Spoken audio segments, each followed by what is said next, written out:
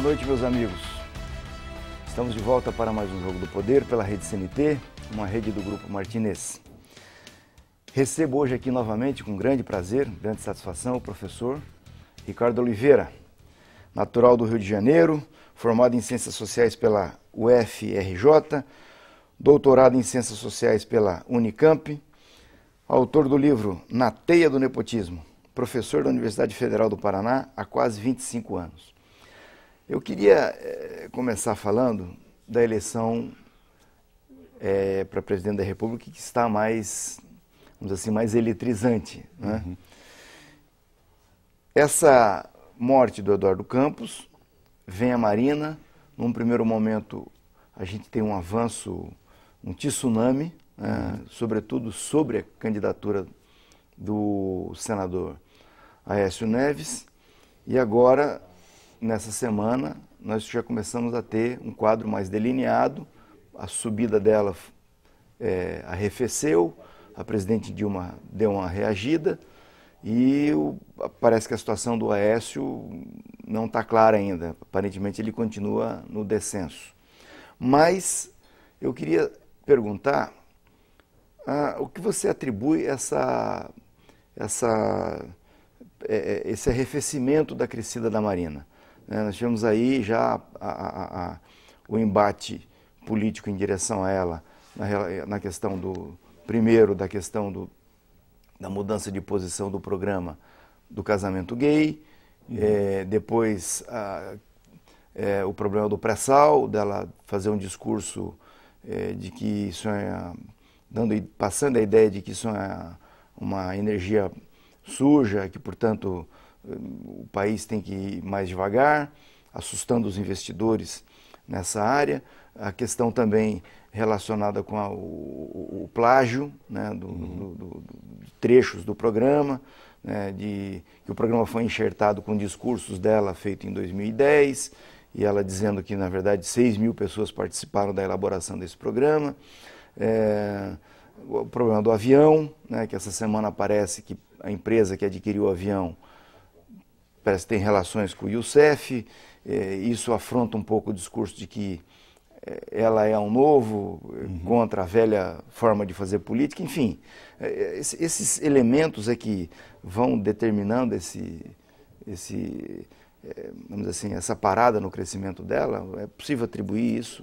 Uhum. Em primeiro lugar, satisfação contribuirmos aqui no seu programa. Boa noite, não é, a todas e todos. Realmente, para compreendermos o fenômeno Marina Silva, temos que entender a teoria das ondas na política, ou as ondas na natureza. O que é uma onda? É um grande pulso, um fluxo que se desloca no tempo e no espaço e que tem um movimento ascendente. Ela atinge a onda, o ponto alto, e depois é a grande incógnita, se a onda ela continuará elevada ou se ela cairá e muitas vezes pode desabar rapidamente. Então o fenômeno da onda é muito conhecido em várias candidaturas políticas. Nós tivemos no mês de agosto o mês mais emocionante das eleições presidenciais desde a redemocratização, porque houve o acidente aéreo que trouxe muita emoção e comoção nacional com o falecimento do Eduardo Campos. E a Marina também era uma candidata que já vinha da eleição anterior, em 2010. Ela teve quase 20 pontos na reta final em 2010. Tudo isso revela também uma retomada, aquilo que se chama o recall do voto que a Marina recebeu na eleição anterior. Agora, ela tem também uma série de fragilidades, de pontos que são bastante inconsistentes. Em primeiro lugar, a questão partidária. A Marina, ela não conseguiu organizar, estruturar a proposta partidária de renovação, que era a rede de sustentabilidade. Aí já foi um ponto negativo, uma ineficiência. Ela entrou como vice no PSB, que não é o partido dela, e que também é um partido relativamente pequeno no Brasil. Também a Marina, ela tem um discurso e ela está acompanhada com consultores que sinalizam a direção política da campanha da programação para esta eleição. Em primeiro lugar, ela tem também Maria Helena Neca Setúbal, do Banco Itaú, é uma das grandes acompanhantes consultoras dela, e um conjunto de economistas neoliberais, o Janete da Fonseca, o Lara Rezende, temos também o ex-deputado Feldman, que foi do PSDB, quer dizer, ela sinaliza muito uma política econômica neoliberal à direita. E também o discurso dela... a autonomia do Banco Central. A autonomia do Banco Central, que vem sendo muito criticada, uma vez que isso daria espaço para o capital financeiro. Também agora começa a discutir no programa dela questões sobre o crédito imobiliário que beneficiam os bancos e não a habitação popular, a política de construção de moradias para a classe trabalhadora, para o segmento de menor renda. Agora, a Marina Silva, ela também contou com apoio de grupos evangélicos, igrejas evangélicas neopentecostais, que ao mesmo tempo que é um segmento bem delimitado, também traz uma rejeição, que foi aquela questão comportamental a respeito da comunidade gay, LGBT, que é um grupo moderno, um grupo que também tem uma base social, uma base que é bastante urbana, jovem, e que também entrou em contradição com a mudança de Marina. O problema da Marina tem sido as constantes erratas. Ela tem que modificar o programa em função da pressão.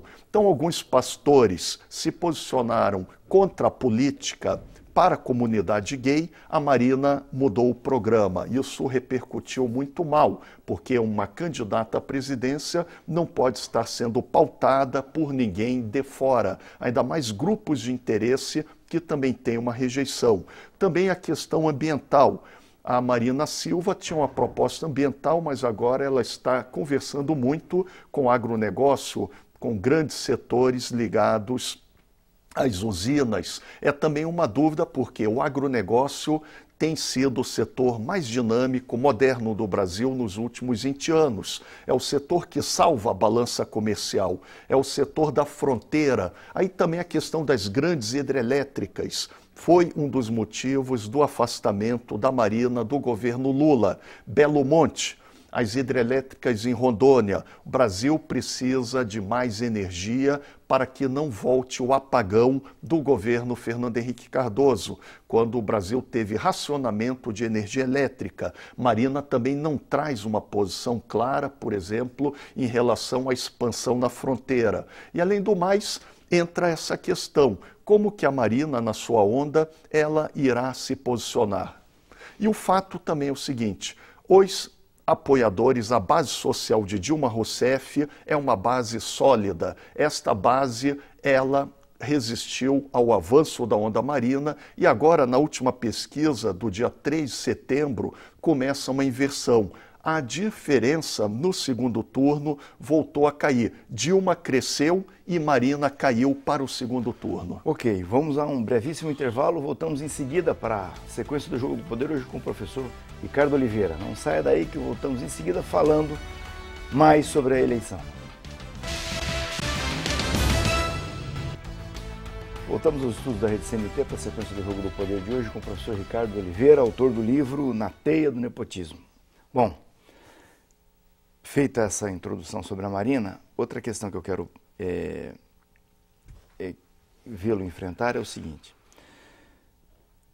A direita morreu, porque o que nós estamos assistindo é os setores conservadores se abraçando com uma candidatura que foi gestada, nascida, crescida, educada no campo do lulismo. Exatamente. A Dilma é fruto do lulismo. O lulismo é o fenômeno mais importante da política do Brasil depois do Getúlio Vargas? É possível dizer isso? Sem dúvida alguma. O lulismo é um fenômeno político porque é também uma aliança de grupos sociais, de políticas para o nacional-desenvolvimentismo. E o lulismo também promoveu o crescimento da economia, o aumento do emprego, crescimento real do salário mínimo e uma base de políticas sociais. Quando a gente observa as pesquisas de opinião, Rocha, a candidata Dilma, bem como Lula, tem uma posição hegemônica naquele setor de menor renda, de menor escolaridade, o mais pobre, a classe trabalhadora brasileira no interior e nas capitais, aqueles que são os mais necessitados, eles representam o eleitorado fiel ao lulismo, a Dilma, também a base presidencial do PT. A questão da Marina Silva é que ela avançou no segmento que é a chamada nova classe C, aquele segmento que ganha entre 2 e 5 salários mínimos, e principalmente uma grande diferença social, idade, geração.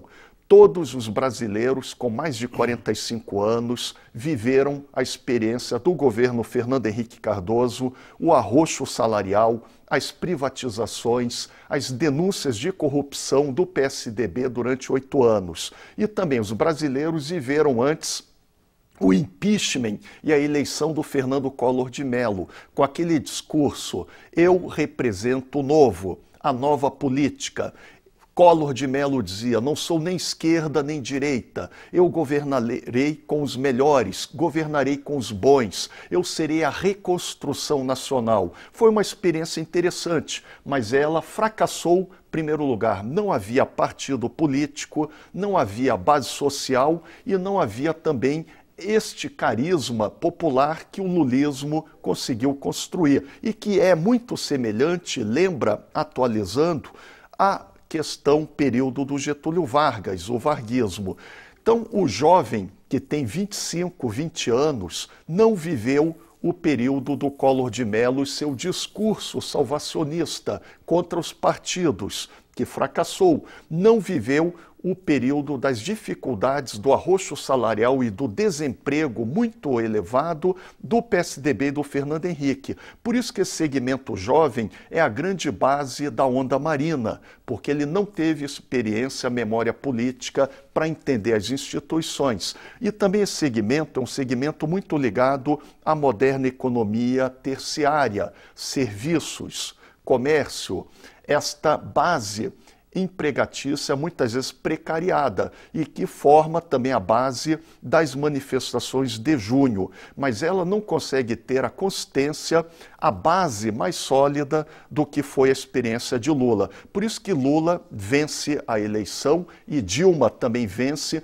todo o eleitorado que tem mais idade. E a Marina também, com isso, ela mostra que tem uma base muito mais frágil, ela tem pés de areia que podem ser corroídos agora que ela começou a ser muito criticada pela composição que apoia a Dilma e também pelo PSDB. O PSDB foi literalmente canibalizado pela onda Marina. Mesmo muitos eleitores do Aécio do PSDB querem votar na Marina porque tem uma posição crítica em relação a Dilma e o PT. Mas isso é muito ruim, porque o PSDB é o principal partido de oposição no Brasil. E se a onda Marina desconstruir, desmantelar, praticamente destruir o PSDB, é muito ruim para a democracia, que a democracia tem que ser feita com partidos e com dinâmica política. Logo, a direita, sim, passa por uma crise no Brasil.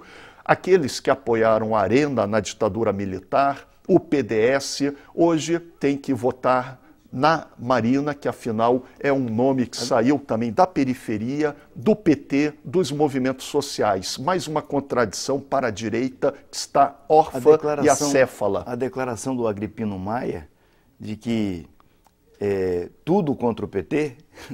Há setores, turno, exatamente. Inclusive abraçar uma candidatura como a da Marina, que historicamente é petista, é uma coisa impressionante. É uma contradição, e a Marina é um produto do lulismo. Ela era aquela trabalhadora dos seringais, tem uma história popular, se alfabetizou com 16 anos, mas a Marina troca com muita facilidade de posição e de instituições. A Marina foi educada, alfabetizada pela Igreja Católica. Ela muda de igreja para a Assembleia de Deus, sai da esfera do catolicismo para a esfera evangélica neopentecostal. A Marina também, ela já foi do PT, passou no PV, Partido Verde, se desentendeu, desagregou, saiu do PV, foi para o PSB. E agora no PSB, ela também já conseguiu ter várias disputas, vários quadros do comando da campanha, inclusive do falecido Eduardo Campos, já entraram em colisão, se desincompatibilizaram com a Marina e saíram da campanha. Então, a Marina ela tem também uma personalidade difícil, o que é mais um elemento de interrogação, uma incógnita para o comando de uma campanha, eventualmente a presidência. Nós vamos a mais um intervalo e voltamos em seguida para falar da eleição no Paraná. Não saia daí, daqui a pouquinho retornamos. Voltamos aos estudos da Rede CNT para a sequência do Jogo do Poder de hoje com o professor Ricardo Oliveira, autor do livro Na Teia do Nepotismo. Há uma pergunta que não quer calar. Domingo passado eu fiz um programa aqui e fiz essa pergunta, então eu vou repisar ela agora porque ainda não está esclarecida. Por que a diferença entre o Datafolha e o Ibope? O Datafolha apresenta um quadro consolidado de segundo turno no Paraná. Né? Naquele momento, entre o governador Beto Richa e o senador Requião. O Ibope vem e aponta um quadro onde potencialmente o governador ganha a eleição no primeiro turno. Mas uma diferença assim muito grande, não tem como entender. Você conseguiu compreender? Há um problema grave metodológico, porque as diferenças estão bem acima das margens de erro. Isso quer dizer, então, que deve ser refeita a pesquisa. Mas como é que está a situação no Paraná? Em primeiro lugar, se o governo Dilma ele está bem avaliado, criou empregos, ampliou o salário mínimo, tem política social. Quando o governo federal está bem avaliado, os governos estaduais também se beneficiam. Então, é uma primeira questão. Agora, é claro que os institutos de opinião tem que medir com maior rigor, lembrando as últimas pesquisas da eleição municipal em Curitiba, não é, no ano de 2012. O Ibope ele teve aí uma série de problemas. Então é claro que isso tem que ser discutido. Mas a situação no Paraná mostra, né, o governador Beto Richa, ele tem certa base, mas ele também tem uma rejeição. E a grande dimensão é que é uma eleição com duas candidaturas fortes de oposição e que no primeiro turno também disputam entre si para ver qual irá eventualmente no possível segundo turno contra o governador Beto Richa. O governador Beto Richa tem também mais tempo na televisão, ele tem seu programa e a oposição procura explorar a temática, não é, da falência da administração, que são as cenas, o carro sem combustível, problemas na falta de pagamento, tudo isso que é colocado. O eleitor também, no Paraná e no Brasil, ele tem a grande preocupação que é a questão da saúde. A saúde aparece em primeiro lugar em quase todas as demandas quando o eleitor é questionado. E também no Paraná, nós observamos que uma disputa no segundo turno entre Requião e oposição será também uma nova eleição.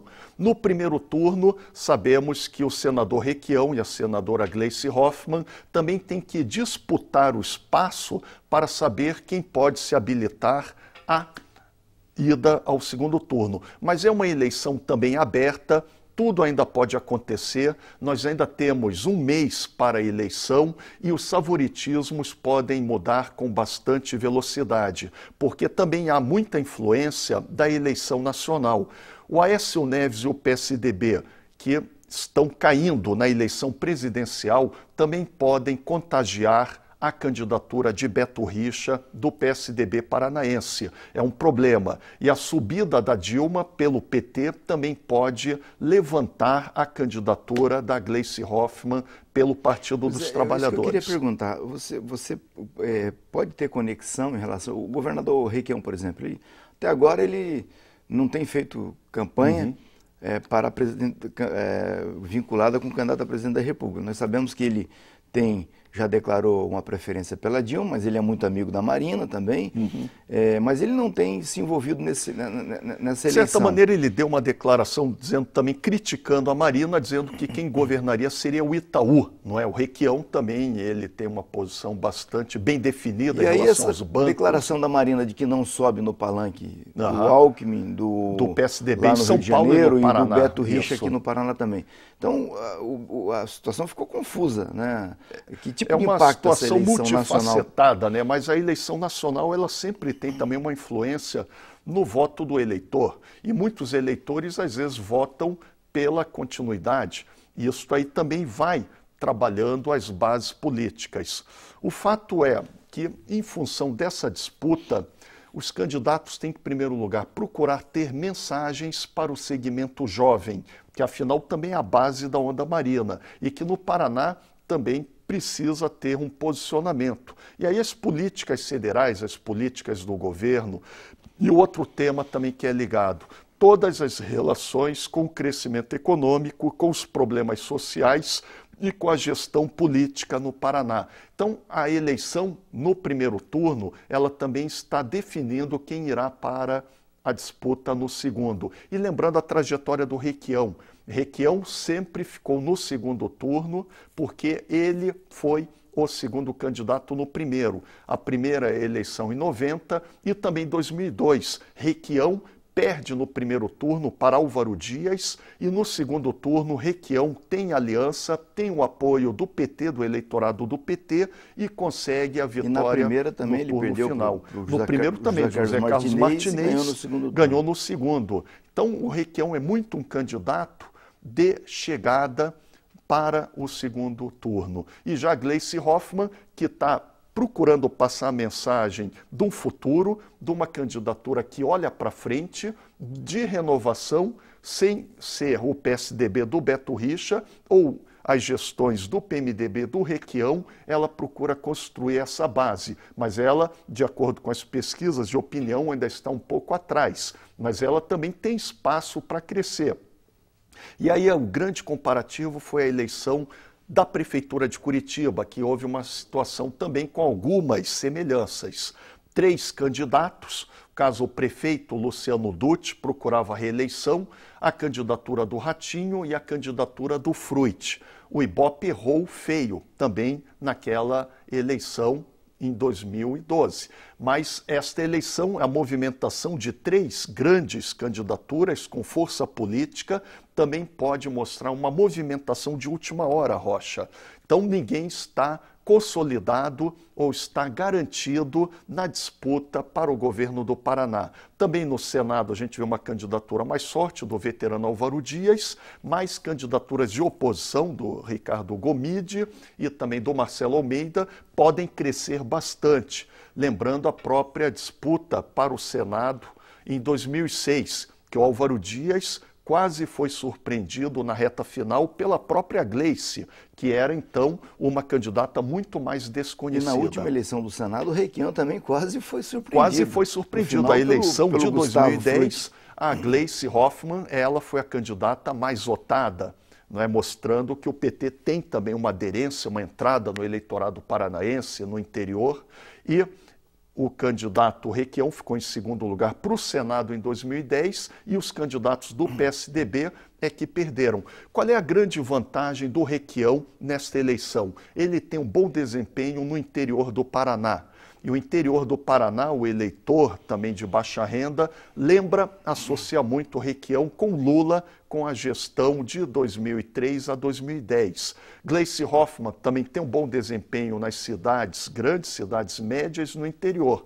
E o governador Beto Richa tem a força de ser governo, também estar associado às políticas do governo federal, que afinal, se o governo federal, a Dilma é bem avaliada, os governadores também se beneficiam. Aliás, o Beto tem aparecido na campanha eleitoral em conjuntos habitacionais. Exato, é o mesmo discurso da Dilma, não é do PT, que é moradia, geração de emprego, desempenho da economia, e naquilo que o Beto Richa foi muito mal, a gestão administrativa, a falência do governo do Paraná, as dificuldades no pagamento, carro da polícia sem combustível e várias medidas também, ele procura não entrar. Então ele é muito associado também ao desempenho do governo federal. E o Requião está bem no interior, é um político experiente, carismático e também num debate no segundo turno pode ameaçar Beto Richa, bem como o Gleice, que pode eventualmente tentar repetir o desempenho de Fruit na eleição para a Prefeitura de Curitiba. Estaria em terceiro lugar, mas que na reta final avança, surpreende, passa para o segundo turno, Fruit ganha a eleição com o apoio do PT. Seria o paradigma que a Gleice procuraria repetir como hipótese. Professor, muito obrigado. Foi um prazer recebê-lo novamente aqui. E vocês que estiveram conosco até agora, gratíssimo. Uma grande semana a todos. Domingo que vem eu estou aqui para mais um Jogo do Poder. Vamos falando pelo www.jogodopoderparaná.com.br. Um grande abraço a todos.